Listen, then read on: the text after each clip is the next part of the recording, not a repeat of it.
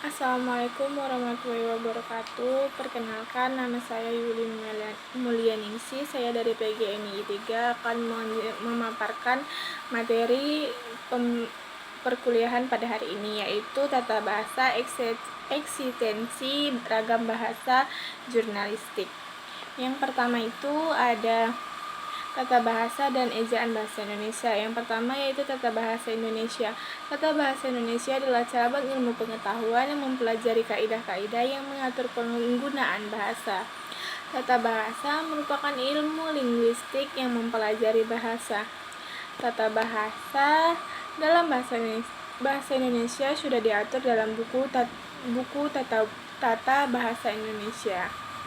Tata bahasa Indonesia merupakan himpunan dari patokan-patokan dalam struktur bahasa Indonesia. Struktur bahasa itu meliputi tata bunyi, tata bentuk, tata kata, tata kalimat, dan tata makna. Selanjutnya itu ejaan bahasa Indonesia. Terdapat banyak pengertian mengenai ejaan itu sendiri. Nah, yang dapat saya simpulkan yaitu ejaan adalah penggambaran bunyi bahasa dan kaidah tulis-menulis yang distandarisasikan yang lazimnya mempunyai 3 aspek, yaitu aspek fonologi yang menyangkut penggambaran fenomena dengan huruf dan penyusunan abjad.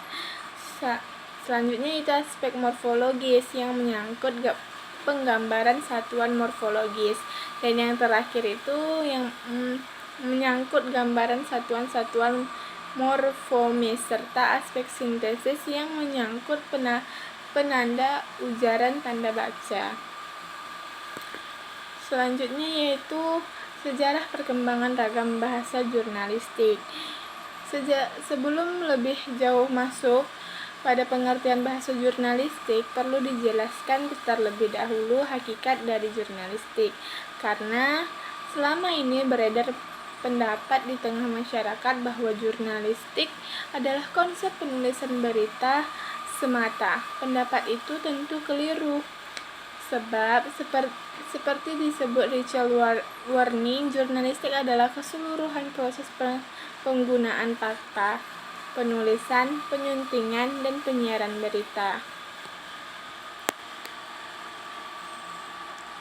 Kegiatan penyebaran informasi melalui tulis-menulis semakin meluas pada masa peradaban Mesir, ketika masyarakat menemukan teknik pembuatan kertas dari serat tumbuhan yang bernama papyrus. Setelah itu, penyebaran informasi tertulis maju sangat pesat sejak mesin cetak ditemukan oleh Gutenberg. Selanjutnya itu ada faktor-faktor muncul bahasa jurnalistik. Mengapa bahasa jurnalistik bisa timbul? Hal inilah yang bisa menjadi pertanyaan orang. Ada 3 faktor yang menyebabkan munculnya bahasa jurnalistik. Yang pertama itu karena keterbatasan ruang dan waktu yang dimiliki oleh wartawan dalam menulis berita. Maka dengan bahasa jurnalistik, wartawan dapat menulis berita tanpa meninggalkan unsur-unsur pokok dalam berita tersebut. Yang kedua yaitu kepentingan pembaca yang terbatas, seperti orang yang bergegas pergi ke kantor. Ia mengetahui informasi apa yang terdapat dalam berita tersebut dengan hanya membaca headline dan lihat berita dari berita tersebut. Selanjutnya yang terakhir yaitu bahasa jurnalistik harus mudah dibaca oleh orang dengan tingkat intelektual minimal standar. Selanjutnya itu pedoman pemakaian bahasa dan pres. Nah, dapat disimpulkan bahwa tata bahasa dalam jurnalistik ialah tata bahasa merupakan suatu himpunan dari patokan-patokan dalam struktur bahasa. Struktur bahasa itu meliputi tata bunyi, tata bentuk, tata kata, tata makna. Dengan kata lain, tata bahasa meliputi bidang-bidang fonologi, morfologi, dan sintesis.